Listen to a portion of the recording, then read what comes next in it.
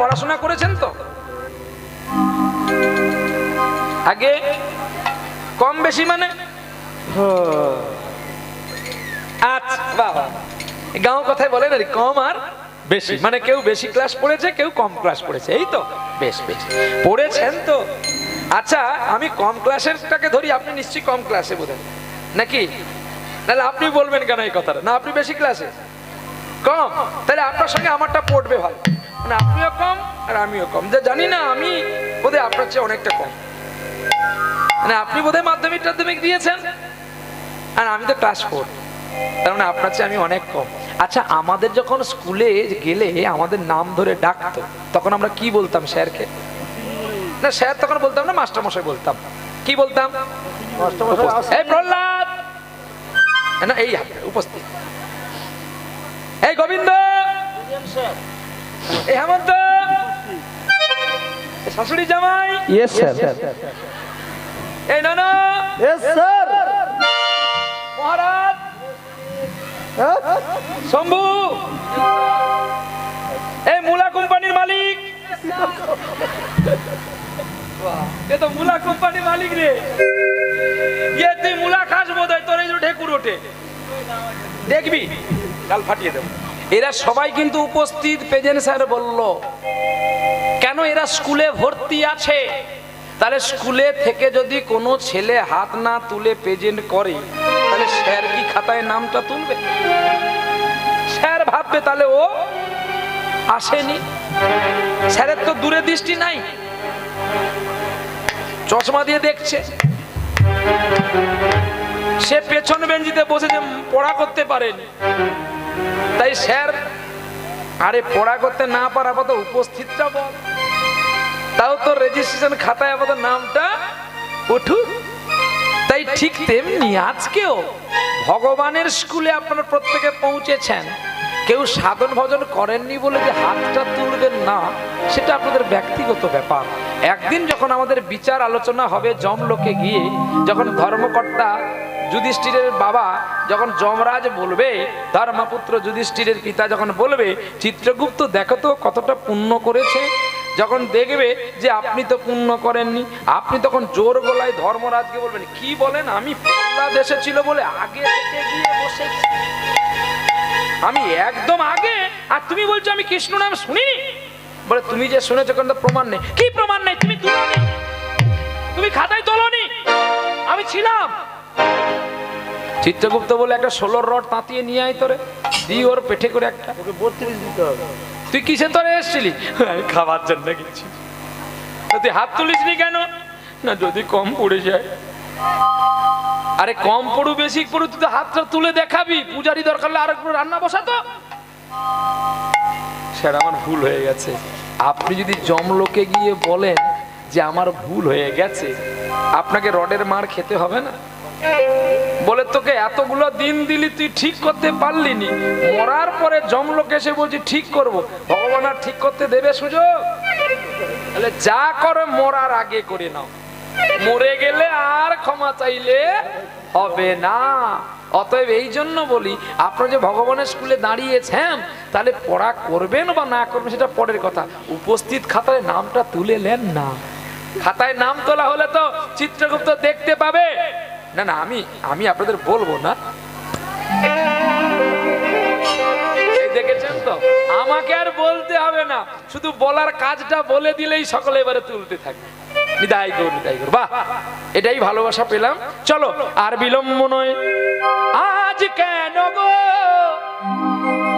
ফুলের বনে জাগলো শিহরণ, জাগলো শিহরণ, আজ কেন গো ফুলের বনে জাগলো শিহরণ, জাগলো শিহরণ। ভাঙলো কেন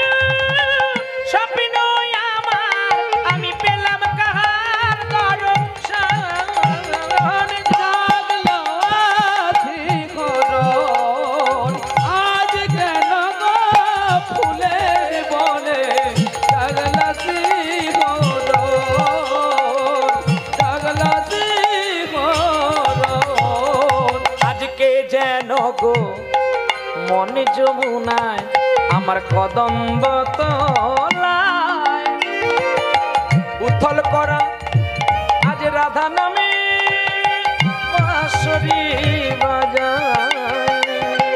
হে মন যমুনা কদম্ব তলায়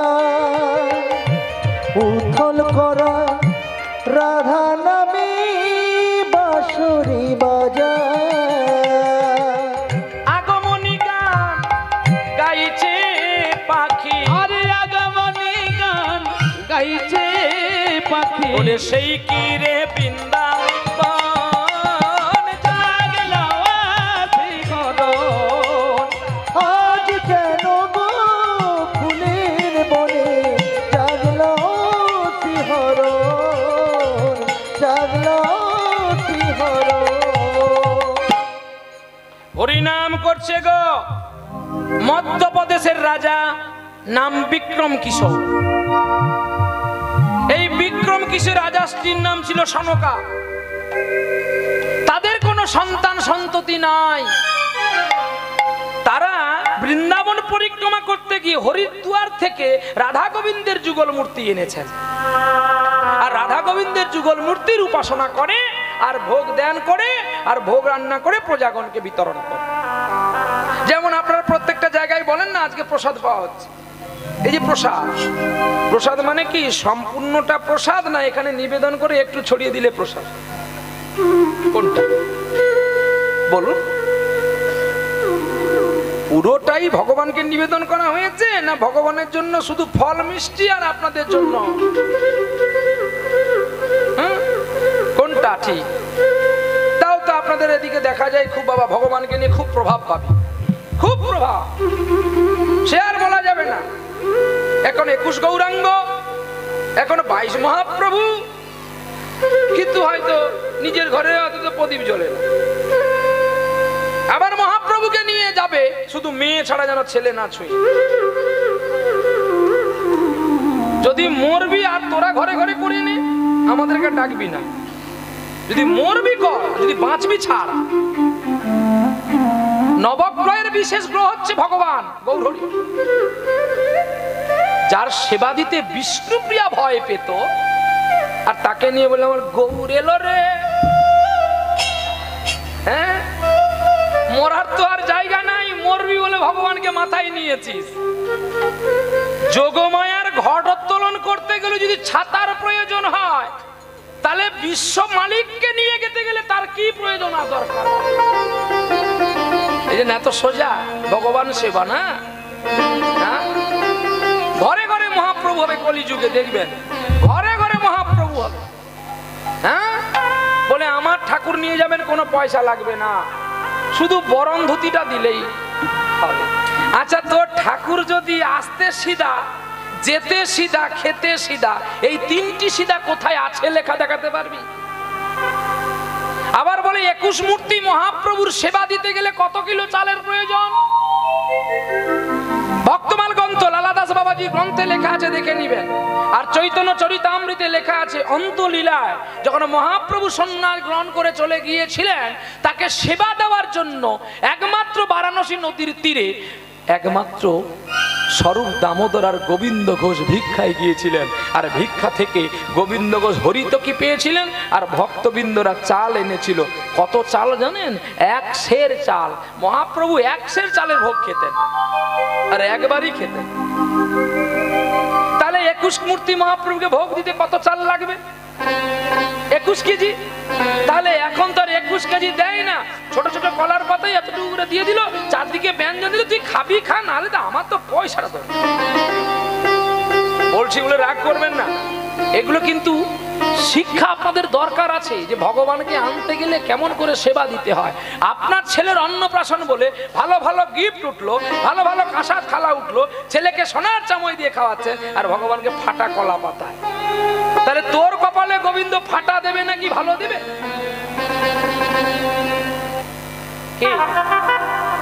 আর ডাকবেন আমাকে? সব ফাটা কলা পাতাই দিয়ে যাব। মানে গোবিন্দ কথা বলতে পারেনি বলে তার জন্য ফাটা কলা পাতা। আর তোমার ছেলে, তুমি তোমার স্ত্রীকে বলছো বড় বড় থালাগুলো গুছিয়ে রাখো, আলাদা আলাদা করে রাখবে, রাতের বেলায় তোমার বাবার বাড়িতে ট্রান্সফার করে দেবো, আমার এক জয়েন্টে আছি না, নাহলে আবার যখন আমাদের আলাদা হতে হবে তখন এগুলো আবার ভাগাভাগি হয়ে যাবে। কি কায়দা আছে তো, তাই লোকে ডাকে, এই কায়দাগুলো দিতে হবে তো। শুনতে খারাপ লাগতে পারে, না ডাকতে পারেন, তাতে দুঃখ নাই, কিন্তু কথাগুলো সত্য কিনা পকেটে ভরে নিয়ে যান, পরের দিন বুঝতে পারবেন। আর মানুষ খারাপ হয়ে যায় তখনই, বিবাহের পরে মানুষ খারাপ হয়, তার আগে হয় না। নার্সিংহোমে না গেলে কি আর অপারেশন হয়? আর বেডে তুললেই অপারেশন হবে। তবে হ্যাঁ, ডাক্তার ভালো হওয়া চাই। ডাক্তার যদি ভালো না হয়, অপারেশন থিয়েটারে কিন্তু যতজনকে ট্রিটমেন্ট সকলে কিন্তু মারা যাবে, কেউ অপারেশনে বাঁচবে না। অপারেশনের ডাক্তার হলো নারী, আর মা নারী যদি শুদ্ধ থাকে তাহলে কিন্তু সংসার ভালো থাকবে, আমি প্রথমেই বলে গেছি। তা সেই রাজা বিক্রম কিশোর এমন একটা স্ত্রী পেয়েছিল, যে স্ত্রী হলো সুলক্ষণা সতী নারী। আর সতী নারীর প্রচেষ্টাতে, সতী নারীর আদর্শতে তারা স্বামী স্ত্রী দুজনে মিলে গোবিন্দকে ভোগ দেয়। কিন্তু এখানে ব্যাখ্যা করা হয়েছে অদীক্ষা জীবন শূন্য, দিক শূন্য বান্ধবা, পুত্রহীন গৃহ শূন্য, সর্বশূন্য দারিদ্রতা। যারা অদীক্ষা তাদের কাছে যাবেন না, আর যদি জানে কথা বলবেন তাদের হাতে খাবেন না। বলে বাবাজি তুমি যে এখনই বললে যাত্রার হাতে মহাপ্রভু সেবা নিয়েছিল, হ্যাঁ মহাপ্রভু তো নিয়েছে, জাতপাত মানে না, তাহলে জাতপাত মানলো না বলে তুই আশ্রয় নিবি না? কি গো ওগো মুচি হইয়া সুচি হয় যদি কৃষ্ণ ভজে,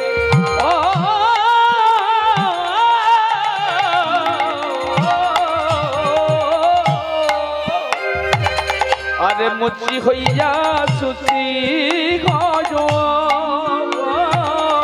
আরে যদি কৃষ্ণ ভজ। আবার সুচি হইয়া অসুচি হয়, ওরে যদি কৃষ্ণ ত্যাগে গো, যদি কৃষ্ণ ত্যাগে।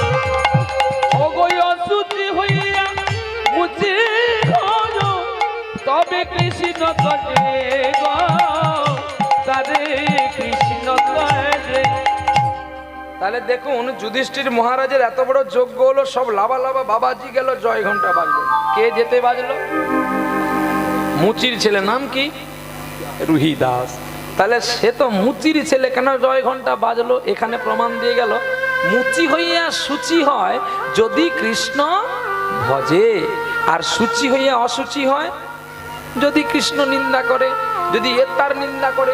আমি বড় ভক্ত, তুমি কেন কালো তিলক পড়বে? আমি তো গৌর তিলক পড়েছি, আমি বড় ভক্ত। আরে যদি ভগবান ভজবি, আগে স্ত্রীকে প্রণাম করা শিখ, তারপরে গোবিন্দ সাধন করবি।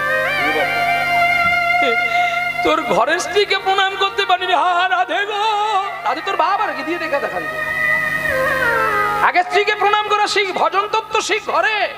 যার হবে ভজন তার বাড়বে ওজন। যদি না জানো ভজন, ওজন কমে যাবে। কৃষ্ণকে বলেছিল রাসলীলায় তুমি নাচতে পারো, কিন্তু না নড়িবে অঙ্গ তোমার, না নড়িবে চূড়া। নাচো কত নাচবে আমার বনমালী, নাচতে পারো কিন্তু চূড়া যেন নাচ। তাই ঠিক তেমনি নারীর সঙ্গে কেলি কর, ঠিক আছে, কেলি করাটা শিখতে হবে সদ্গুরুর কাছে, তা না হলে কিন্তু সর্বনাশ হয়ে যাবে। তাহলে দেখো এবারে ভগবান চিত্ত স্ত্রীকে ভালো পেল, আর ভালো স্ত্রী পাওয়ার পরে কি করলো জানো? স্ত্রীকে প্রণাম করে, ভক্তি করে এবং ভক্তের সেবা দেয়। এখানে বলা হলো মুচি হইয়া সুচি হয়, মানে মুচির ছেলে জন্ম মানুষের পরিচয় নয়, কর্ম মানুষের আসল পরিচয়। জন্ম ভালো হোক না কেন, কর্ম যদি তার ভালো হয়, কর্মের গুণে মানুষ সমাজে প্রতিষ্ঠাবান হয়ে যায়। আর কর্ম যদি তার ভালো না করতে পারে, সমাজে মানুষ ভালো কাজ করতেও সে পারে না। নিতাই গৌর হরি বল, হরি বল। তাহলে মুচির ঘরে জন্ম হইয়া জুতো সেলাই করছে, কিন্তু মুখে তার কৃষ্ণ নাম, গোবিন্দ কি তাকে ত্যাগ করতে পারে? আর এরা ভজন সাধন করছে। এখানেই তো রামায়ণে দেখুন না, রামচন্দ্রকে মারতে কারা আসছে? রাবণের দূত। আর রাবণকে মারতে কারা যাচ্ছে? রামের দূত। প্রশ্ন করলো হনুমান, আমাদের সৈন্য মরল, রাবণের সৈন্য কেন মরল না রাবণের? উত্তর তোমাকে দিতে হবে। রামচন্দ্র বলছে, ওরা যে আমাদেরকে সৈন্যকে মারতে আসছে, ওরা প্রতি কথায় আমাকে বলেছে রামের সৈন্য মারতে যাচ্ছি। মারার আগে রামকে নিয়েছে, আর তোরা রাবণকে মারার আগে কতবার আমার নাম নিয়েছিস বল? আমরা গ্রন্থ সকলে পড়ি, কিন্তু তার বিশ্লেষণটা আমরা সকলে ভালো করে করতে পারি না বলে, তাই তার স্বাদ খুঁজে পাই না বলে আমাদের মতো মানুষকে নিয়ে এসে আপনার হরিকথা আস্বাদন করে। নাকি ভুল বললাম? তাহলে আমাদের কর্তব্য আপনাদেরকে সুন্দর করে বুঝিয়ে দিয়ে যাওয়া। কথাটা তো সত্য। আমরা রাবণকে যখন মারতে গিয়েছিলাম, রামের নাম স্মরণ নিয়েছি, রাবণকে মারবো, সব প্রস্তুতি থাকবে চারদিকে দিয়ে। হ্যাঁ, রাবণকে মারবো, প্রতি কথা রাবণকে, কেউ এবার রামের নাম নিয়েছে। আর ওরা যে আমার দূতকে মারতে আসছে, ওরা সকলে বলছে রামকে মারতে আগে ওই রামকে ধরে ফেলবি। আর রামকে যখন ধরে ফেলবি, লক্ষণ যদি মারে তো রামের চরণে আমাদের মৃত্যু হবে। আমরা তো সকলে জানি রাম পুরুষোত্তম ভগবান। এই এতগুলো যুদ্ধের মধ্যে রামকে ছাড়ে না, তাহলে যারা আমাকে মৃত্যুকাল পর্যন্ত ছাড়ে না, আমি তাদের আগে দেখবো না তোদের আগে দেখবো? তোরা তো আমার নাম নিস না, সারা জীবন নামের মালা করলি, নাম ভজন করলি, সেসব মরার সময় বললি বালিশের নিচে 2 লাখ টাকা আছে, আর হারাধনের কাছে 1 লাখ টাকা পাবো। নামের মালা হাতে আছে। একজন আমার কাছে 20,000 টাকা নিয়ে গেছিল, দেয়নি। এবার আপনি বলুন, ভগবান আপনার দেহটাকে আনতে আসবে না বাতাসটাকে নিয়ে যাবে? তার প্রমাণটা এখানে। আর একটা মুচির ছেলে, সে মৃত্যুকালে হরি বল, হরি বল, হরি বল, হরি বল। দরকার নেই আপনার চৈতন্য চরিতামৃত দর্শন করবেন। হরিদাস মুসলমানের ছেলে, আমরা প্রত্যেকে জানি যে যবনের ঘরে প্রতিপালিত হয়েছিল বলে তাকে আমরা মুসলমান বলি। আজও ব্রাহ্মণ বৈষ্ণব সমাজ কোথাও মালসা নিবেদন হলে তাকে দেখবেন আলাদা আসন করে দিতে হয়, এটা আপনারা সকলে জানেন। কিন্তু মহাপ্রভু কেন তাকে ত্যাগ করতে পারলো না? বুঝতে পারি। মৃত্যুর সময় মহাপ্রভুকে বললো, প্রভু আমার যাওয়ার তো সময় হয়ে গেছে, তুমি একবার আমাকে কোলে করো না। এতদিন তো আমি তোমাকে কোলে করেছি, আমার একবার সাথ, তোমার কোলে আমি একটু উঠবো। মহাপ্রভু অন্তর্যামী, কখনো কখনো ভক্তের প্রেমে তার নিজের সত্তাগুলো ভুলে যায়, তাই মহাপ্রভু নিজে হরিদাসকে কোলে নিয়েছে। এবার গোবিন্দকে বলছে, প্রভু তুমি আমায় কথা দাও, আমি একটা কথা বলবো, তুমি আমার কথা রাখবে? হরিদাস, তোমার চোখে জল কেন? প্রভু তুমি আমায় কথা দাও না গো, আমার সময় যে হয়ে এসেছে। মহাপ্রভু বুঝতে পারলেন না, কথাই দিয়ে দিলেন, বলো আমি এই তোমাকে সত্য সত্য ত্রিসত্য করলাম। প্রভু আমার 3টি কথা তুমি মানবে? বলো হরিদাস, আমি কথা দিলাম মানবো। প্রভু গো, আমার মৃত্যু কালে যেন আমি তোমার রাঙা চরণ আর রাঙা বদন দেখতে পাই, আর তোমার কোলে যেন আমার মৃত্যু হয়, আর মৃত্যুর পরে যেন তোমার চরণ ছাড়া আমি না হতে পারি। 3টি লক্ষ্য। হেরিব নয়নে তোমারই বদন,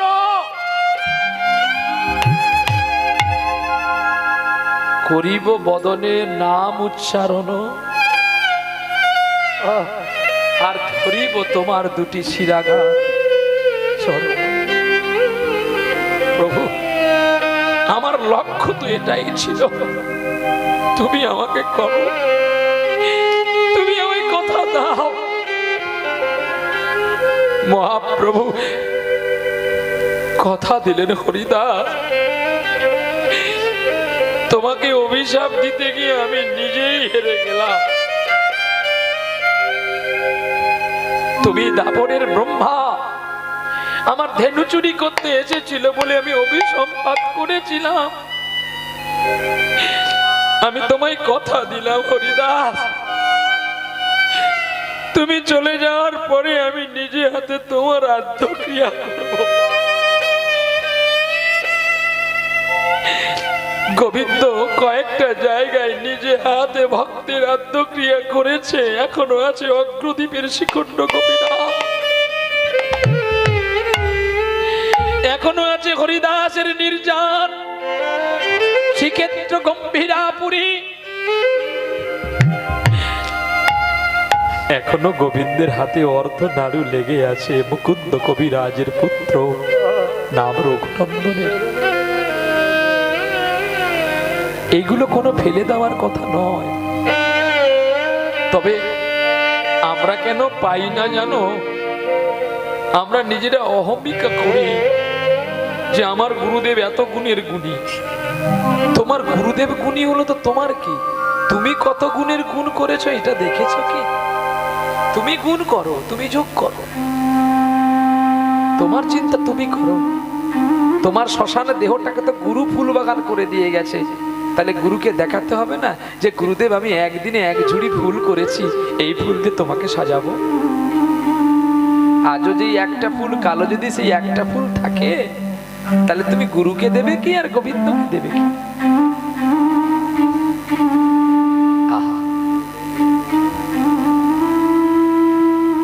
তাই ভগবান কৃষ্ণের চরণে যেতে গেলে আমাদের সদ্গুরুর প্রয়োজন।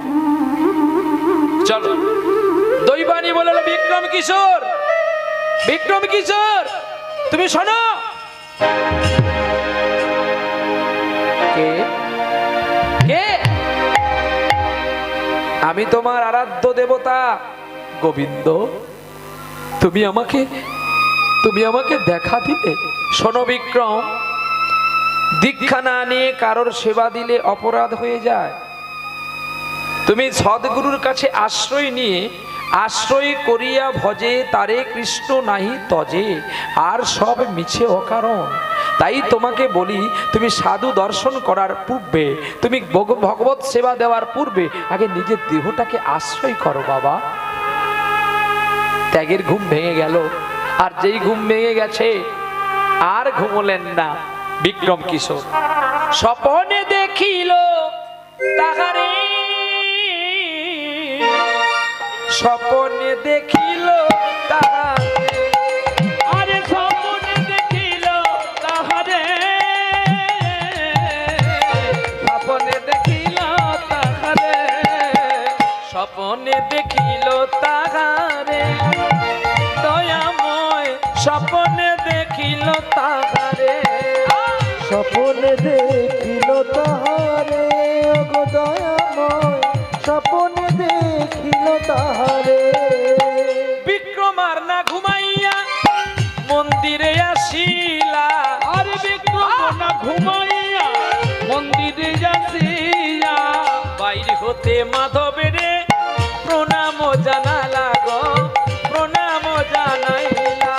বাহির হইতে শ্রী মাধবে প্রণাম জানাইলা গো, প্রণাম জানাইলা। স্নান করি পুষ্প তুলি মালা যে গাঁথিল, তাদের মালা যে গাঁথিল, আজ চরণ ধৌত করি তার সেবা অর্চন করিল গো, সেবা অর্চন করিল। হেন কালে সনকায় আসি কইল তাহারে, ওগো কইল তাহারে, তুমি কখনো ঘুম থেকে আসিলে কেন ডাকিলে না আমারে গো, আজ ডাকিলে আমারে, বলো বলো কি হয়েছে গো, ওগো স্বামী বলো বলো কি হয়েছে গো, বলো বলো কি হয়েছে গো, ও গো স্বামী বলো বলো কি হয়েছে গো। আর নয়নে কেন তোমার জল পড়ে গো, ওগো স্বামী নয়নেতে জল পড়ে গো, কেন নয়নের জল ঝরে গো, গো স্বামী নয়নের জল ঝরে গো। আরে না না, নয়নে কেন জল পড়ছে জানো? আজ রাতেই আমি একটা স্বপ্ন দেখি, ওগো সনকা গো, ওগো সনকা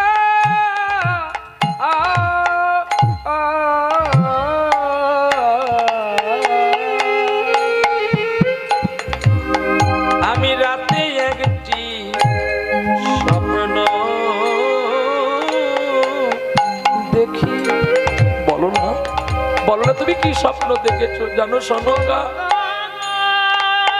একটা ছোট্ট বালক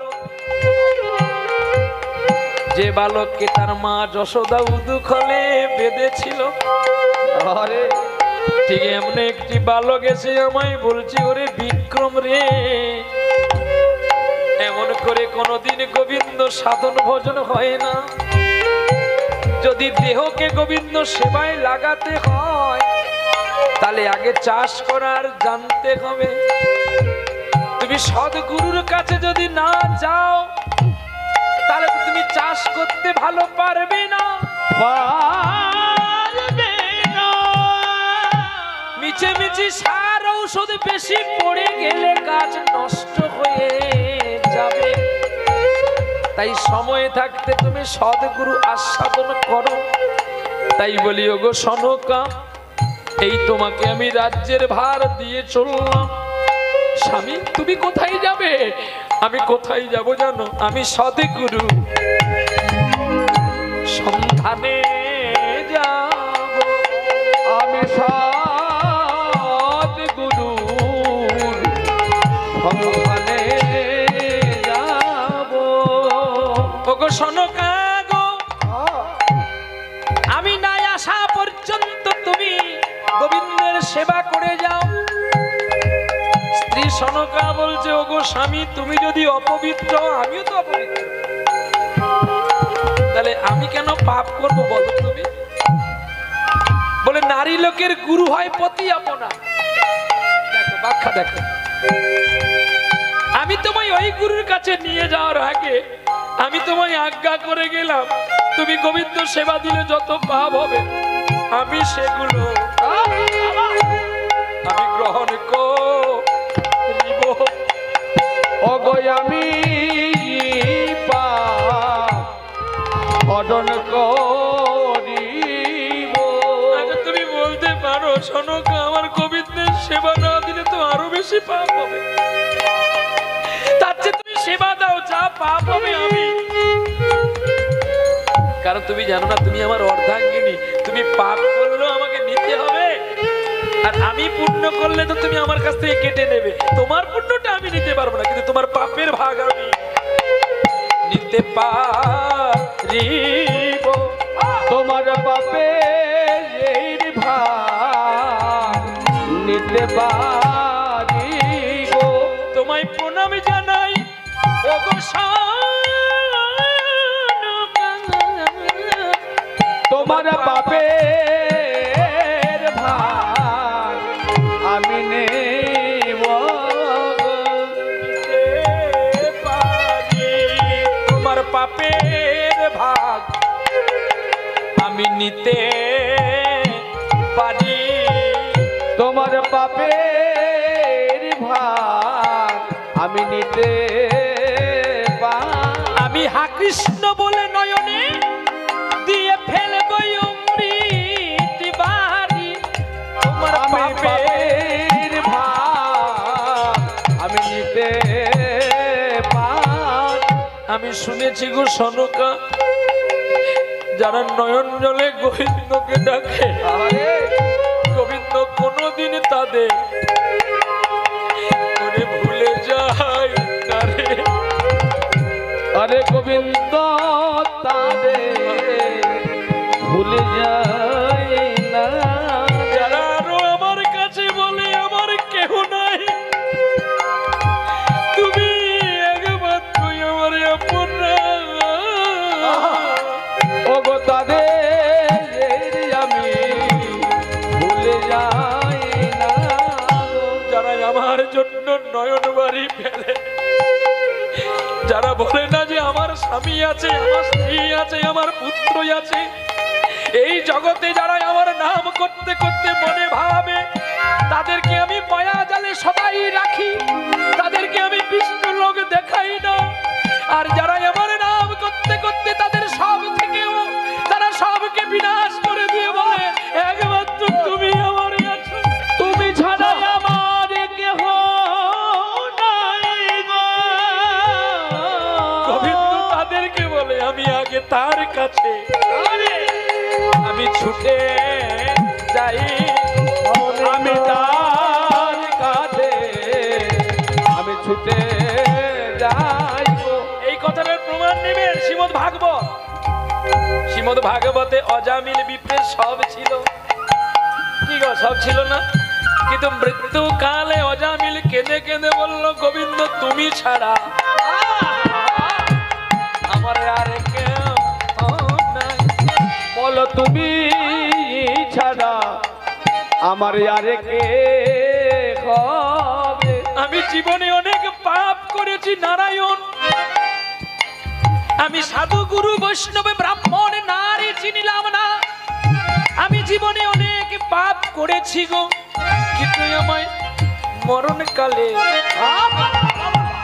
যেন স্মরণ করি, যেন আমি মরণ কালে আমি স্মরণ কর, যেন হা কৃষ্ণ বলতে বলতে প্রাণ ছাড়তে পারি, যেন অন্তিম স্মরণ আমি করিতে পারি। তোমার চরণ ছাড়া আরে আমার করুণা হরি, আমায় চরণ ছাড়া করুণা হরি। গোবিন্দ তোমার চরণ ছাড়া আমাকে করো না গো। স্ত্রী পুত্র পরিজন সন্তান আমার বলতে তো কেউ নেই, শুধু তুমি আমার। আর এরা যারা, এরা কেবলমাত্র মেলা দেখাই পরিচিতি গো, মেলা ভেঙে গেলে সবাই পালিয়ে যাবে, এরা যদি আমার হবে তাহলে আমি মরলে কেন? এরা কেউ যায় না কেন আমি মরিলে এরা কেউ যায় না? কে বলে যায় না? সবাই যায়। হ্যাঁ ঠিকই তো, সবাই যায় ওই শ্মশান পর্যন্ত, ওরে সবাই যাবে ওগো শ্মশান পর্যন্ত এরা সবাই যাবে। মনে রাখবেন, একটা কথা বলে গেলাম, সময় যদি বাঁচে বলে যাব। একটা মহারাজ 4টা বিয়ে করেছিল, আর সেই মহারাজ তাকে প্রশ্ন করেছিল যে তোমরা আমার কে প্রিয় হবে?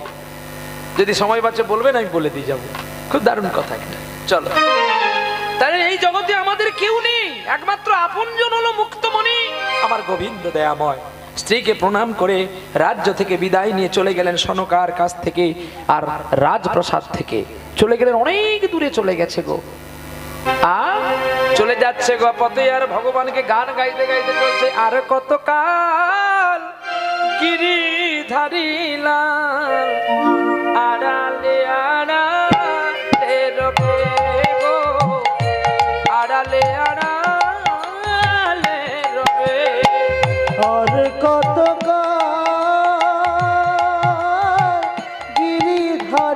গিরিধারিলাল আড়ালে আড়ালে রবে গো, আড়ালে আড়ালে রবে। নয়নেরই জল ঝরে অবিরাম, নয়নেরই জল ঝরে অবিরাম, দর্শন দেবে বাকবে গিরিধারী আড়ালে আড়ালে রবে গো, আড়ালে আড়ালে রবে। তুমি আর কত গিরিধারিলাল আড়ালে আড়ালে রবে গো, আড়ালে আড়ালে রবে। দেখা যদি না দেবে ওগো নিরুদ্দর, তবে কেন আশা দিয়ে ধরালে কি আরে দেখা যদি নাহি দেবে ওগো নিরুদয়, তবে কেন না সাজিয়ে পড়ালে হৃদয়।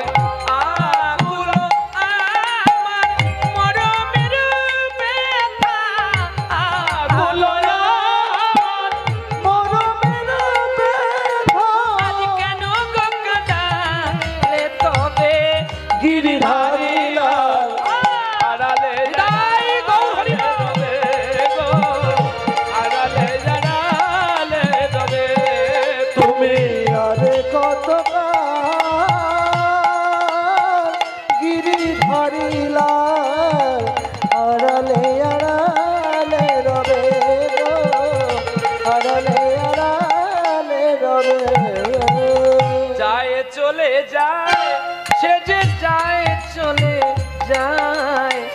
কৃষ্ণ নাম মুখে লইয়া যায় চলে যায়। সে যে যায় চলে যায়, আজ যায় চলে যায়, কৃষ্ণ নামে বদনে নয়ে যায় চলে যায়, চলে যায় চলে যায় চলে যায় চলে যায় ওরে চলে যায় চলে যায় আর চলে যায় চলে যায়, ওরে মুখে কৃষ্ণ গুণ গায় চলে যায় চলে আর যায় মুখে কৃষ্ণের নাম গায়, চলে যায় চলে যায় ওরে দেখতে পেল রে আয়, কি কি দেখতে পেল গেদু অবসান কে গো কে যায় কি হচ্ছে নাকি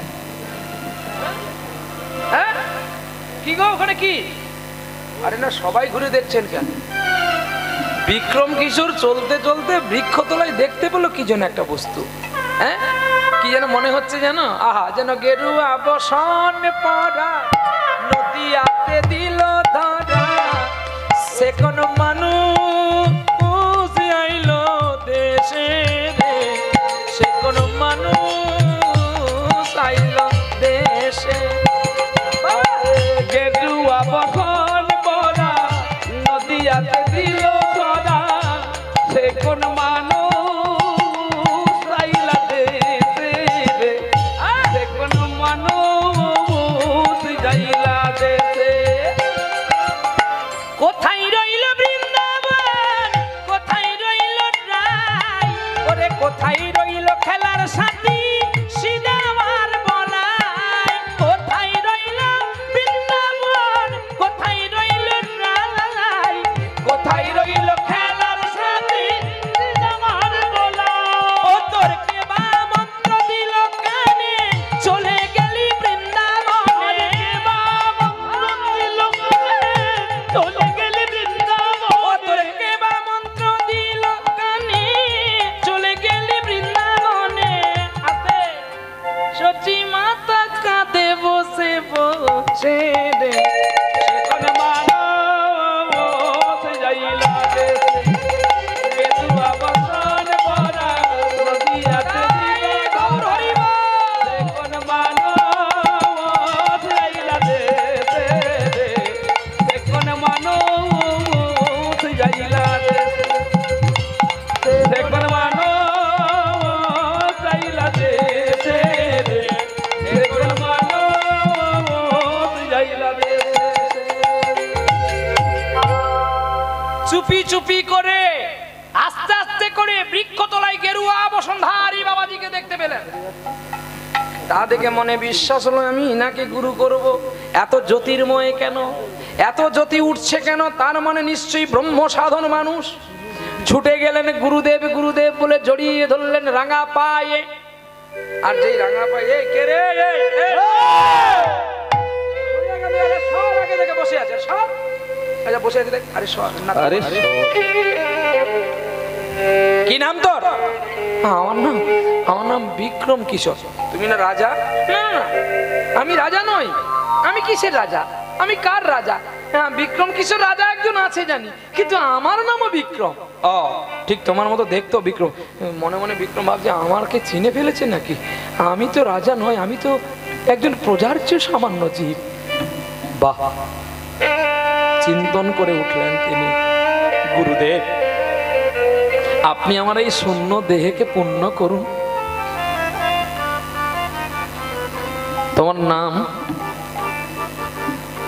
তোমার নাম বিক্রম কিশোর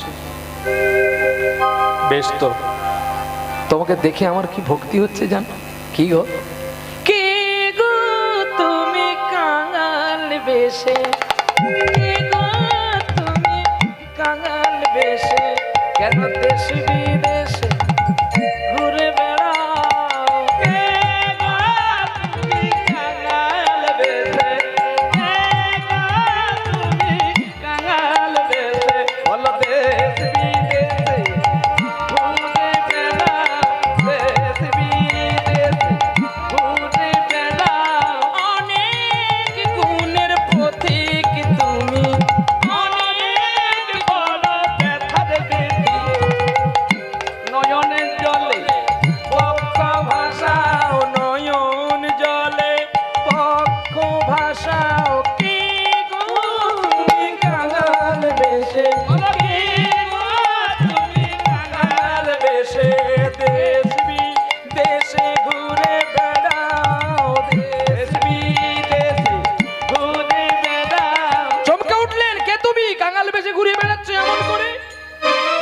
আমি না জানি না, আমি কি করে দীক্ষা দেবো? আমি কারোর গুরু হতে পারবো না, আমি কোনো গুরু নয়।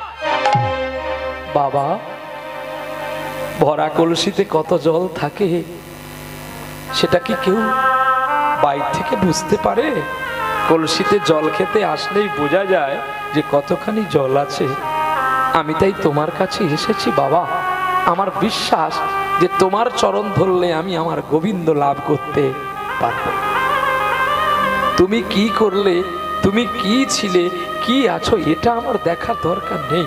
তুমি শুধু আমাকে যদি একটু আশ্রয় দাও তোমার চরণে, আমার বিশ্বাস তোমার চরণ আশ্রয় করলে আমি গোবিন্দ পাবো। হরি বল, হরি বল। অজানা অজানা মানুষটা চিন্তা করলো এর এত গুরু ভক্তি হয়েছে, ঠিক আছে তুমি স্নান করে আসো, আমি তোমায় দীক্ষা দেব। বাহ, যেই স্নান করে আসলেন বিক্রম কিশোর, নদীর তীরে তাকে দীক্ষা দিল। কৃষ্ণ মন্ত্র প্রবেশঞ্চ মায়া দেহ দুরাঙ্গতা কৃপয়ামি গুরুদেবশ্চ দ্বিতীয় জন্ম লভ্যতে। আজ এখানে কারোর দোকান টোকান আছে নাকি? এখানে ভক্তমণ্ডলী মা কিংবা বাবাদের কাছে বলছি, কারোর দোকান আছে? কোনো দোকান টোকান কারোর আছে নাকি? আমাদের দাদা ভাই তো দোকান আছে সেটা জানি না, আর কারোর আছে নাকি? হ্যাঁ, কি গো রাধে? দোকান, আহা, আমাদের প্রত্যেকেরই তো দোকান আছে। দুটো তো কান আছে না? যে দোকানে যদি কৃষ্ণ মন্ত্র আদান প্রদান না হয় তাহলে দোকানের মাল কি বিক্রি হবে? আহা, তাই নিতাই চাঁদ নবদ্বীপে বৃন্দাবন থেকে বৈকুণ্ঠ থেকে আসলেন, কাউকে পেলেন না। এই হরিনাম দেবে এমন একটা লোককে দেবে যে যেন সারা বিশ্ব বিলাতে পারে, তার নাম হচ্ছে পাইকার। লুজ বিক্রি করা যাবে না, সে লুজ বিক্রি করতে পারবে না, কারণ এত বড় ব্যবসায়ী যদি লুজে বিক্রি করে তাতে অনেক মাল অমনিতে নষ্ট হয়ে যাবে, তাই না? আমার ট্রাক মতো দাম, তোমার যা পছন্দ তাই নাও, পচা পড়লো তোমার, ফাটা পড়লো তোমার, ভালো পড়লো তোমার, কিন্তু আমার এক ট্রাক মাল আছে, তুমি কত নিতে পারো নাও, আর কত দেবে বলো। তাহলে চৈতন্য মহাপ্রভুকে, পাইকারকে, এই চৈতন্য মহাপ্রভু হলো কলিযুগের পাইকার। আর নিতাই চাঁদ বলেছিল আমি পাইকারে দেব তারে। তাহলে পাই কারে, কারে বা পাই তারে বা দি, পাই কারে, পাইকার মানে আমি কারে বা পাবো তারেই তো দেব।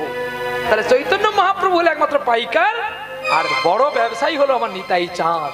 এই গোলকের রস একমাত্র নিতাই চাঁদ দিয়েছিলেন গৌর সুন্দরকে, আর গৌর সুন্দর পাওয়ার পর থেকে তার ক্রোধ নিবারণ হয়ে যুক্তির সাধন থেকে বৈচিত্র্য হয়ে প্রেমের সাধনে অবগ্রহণ করে আর সারা বিশ্বের মানুষকে প্লাবিত করেছিল নয়নের জল দিয়ে। নিতাই গৌর হরি বল, হরি বল। সেই গৌর সুন্দর হলো ব্রজের কৃষ্ণ, তেতার রাম, সত্যের নারায়ণ, শঙ্খ চক্র গদা পদ্ম ভাই, চতুর্ভুজ বাহু। তাহলে দীক্ষা দিল কৃষ্ণ মন্ত্র দোকানে, দোকানে দীক্ষা কিন্তু দুটো কানে হয়। কৃষ্ণ যদি না কান দিয়ে প্রবেশ করে তাহলে আসবে কোন দিক দিয়ে? বলে কেন? বাতাসের দ্বারায়, বাতাসের দ্বারাই দেহকে রক্ষা করে, আর কর্ণের দ্বারাই দেহকে শুদ্ধ করে। দেখেছ,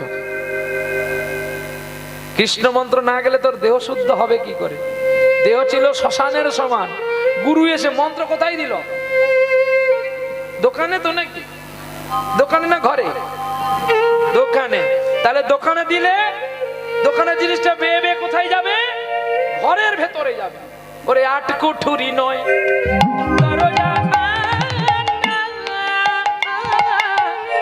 মাঝে মাঝে ঝরকা ওগো আটকুঠুরি নয় দরজা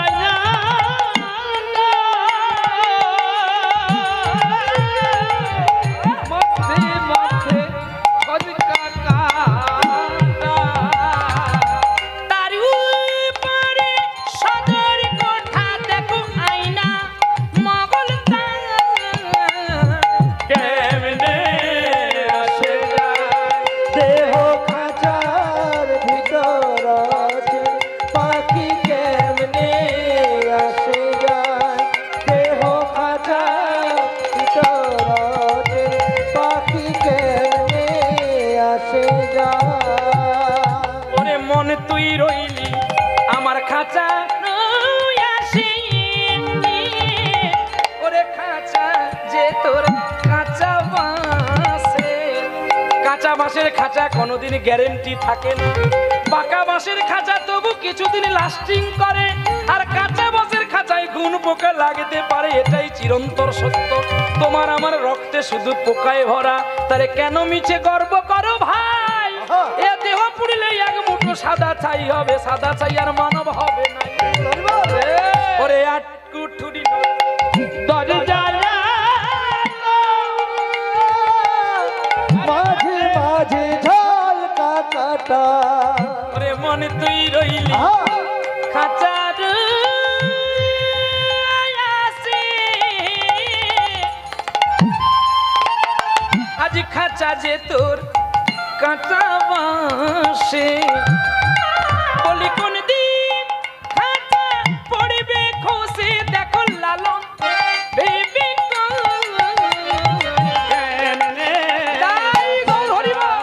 দেহ খাঁচার ভিতর পাখি কেমনে আসে যায়, দেহ খাঁচার ভিতর পাখি কেমনে আসে যায়। তাহলে খাঁচার পাখি যাচ্ছে আসছে, কিন্তু পাখিটা শুদ্ধ করলো কে? গুরুদেব। কৃষ্ণ মন্ত্র প্রবে সংসদে মায়া দেহ দুরাঙ্গতা কৃপয়া আমি গুরুদেব দ্বিতীয় জন্ম লভ্যতে। জন্মটা দ্বিতীয়বারে হলো, ওই আমাদের যে মাতৃগর্ভ থেকে জন্ম, এটা আসল জন্ম নয়।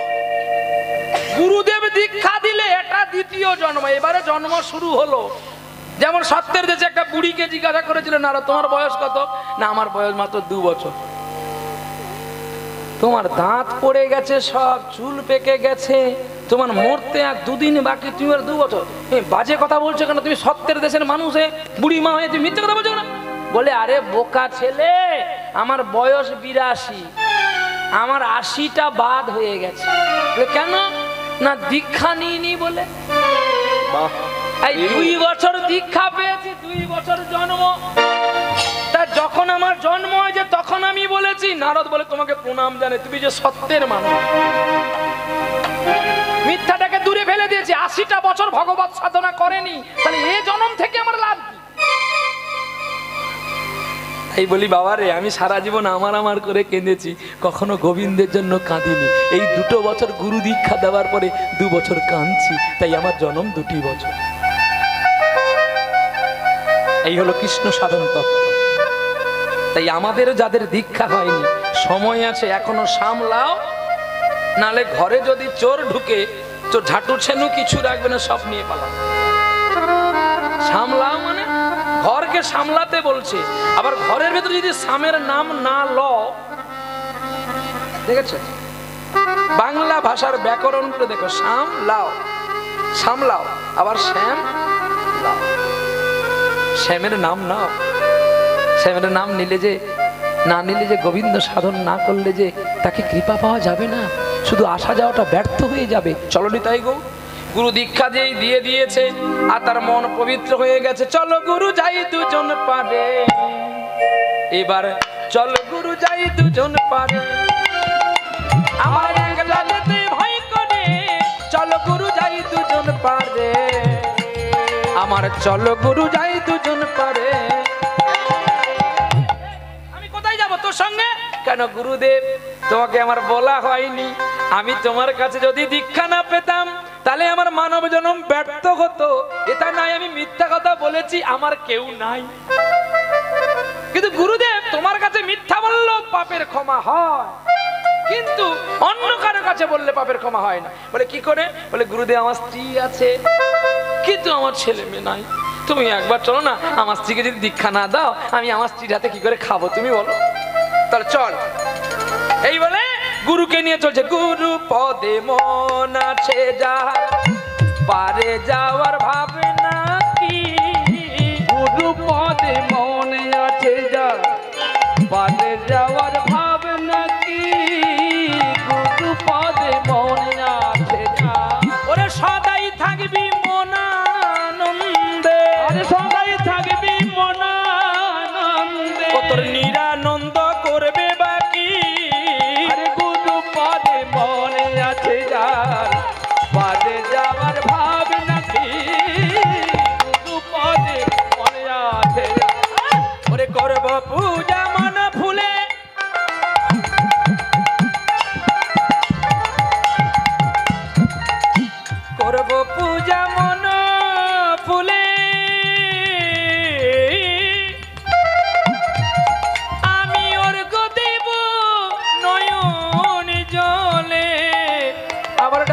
সদা শ্রী গুরুদেব বলে, আমি রাখবো সদা গুরুদেব বলে, ওরে মরণ কালে দেবে না ফাঁকি।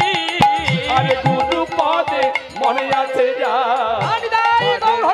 ভাব নাকি, গুরু পদে মনে আছে যা বাজে যাওয়ার ভাব নাকি, গুরু পদে মনে আছে যা।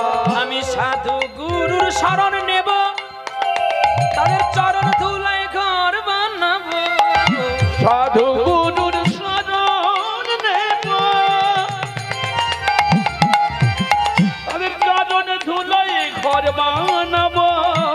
এই দেখো, ঘর যখন বানাবেন রড দিয়ে না, সিমেন্ট দিয়ে না, বালি দিয়ে প্লাস্টার করে না, পুটি করে না, ভালো অ্যাসেসমেন্টের রং দিয়ে না, কি দিয়ে করবেন দেখো, সাধু গুরুর শরণ নেব।